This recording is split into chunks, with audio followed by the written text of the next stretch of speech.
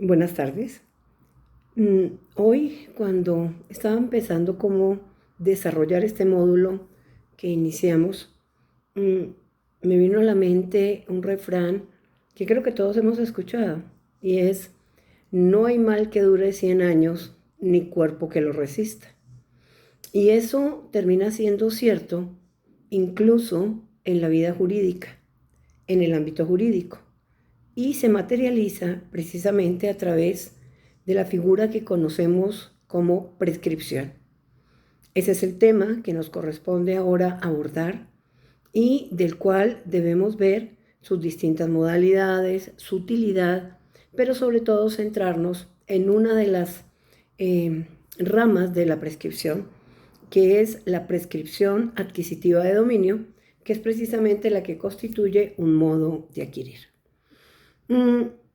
Pensemos que la prescripción, como lo dice el refrán, es un fenómeno que termina por sanear las cosas precisamente por el transcurso del tiempo.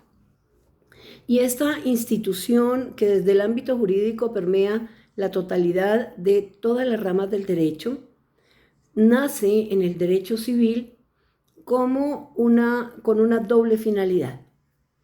La prescripción, de una parte, sirve para adquirir las cosas que son ajenas por haberlas poseído durante el tiempo que la ley establece y dándose los demás requisitos que se exigen por la ley, y a ese tipo de prescripción la denominamos prescripción adquisitiva de dominio, que los romanos denominaban usucapión.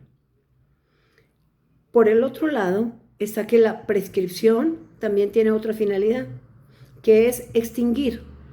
¿Extinguir qué? Las acciones y los derechos por no haberlos ejercitado en el tiempo que la ley establece y desde luego concurriendo los demás requisitos de ley. A ese tipo de prescripción la denominamos prescripción extintiva o prescripción liberatoria. Esta rama de la prescripción permea la totalidad de las ramas del derecho. Nosotros encontramos prescripción extintiva en todo tipo de acciones, en todo tipo de derechos personales. La encontramos como prescripción de las acciones administrativas, prescripciones de las acciones laborales, prescripciones de las acciones comerciales, prescripciones de las acciones incluso penales.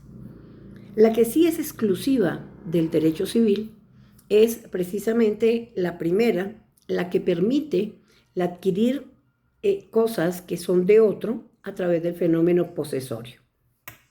Sin embargo, por ser una única institución, prescripción, tiene unas características que le son comunes.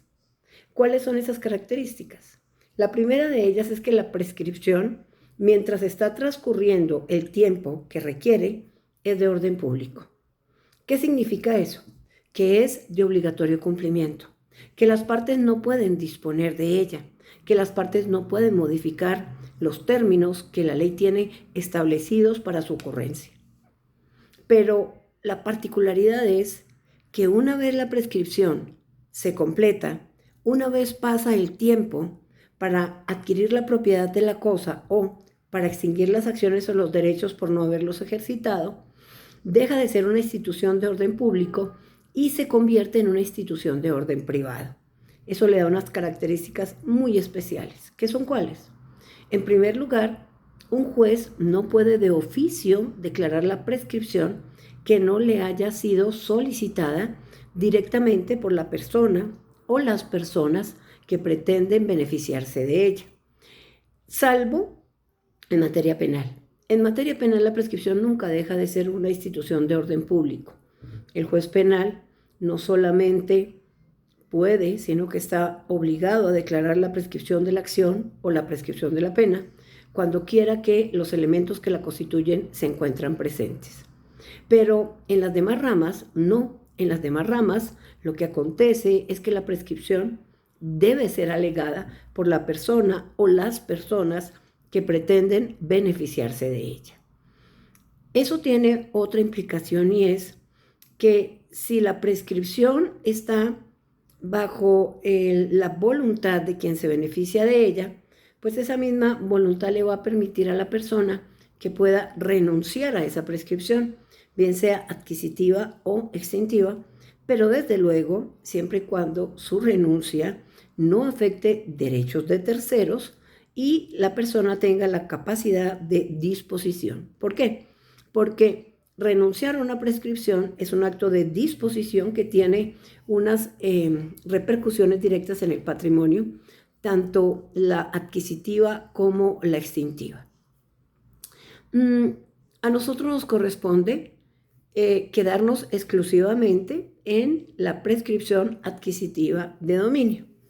Y para ello, pues empezaremos por determinar cuáles son sus elementos esenciales.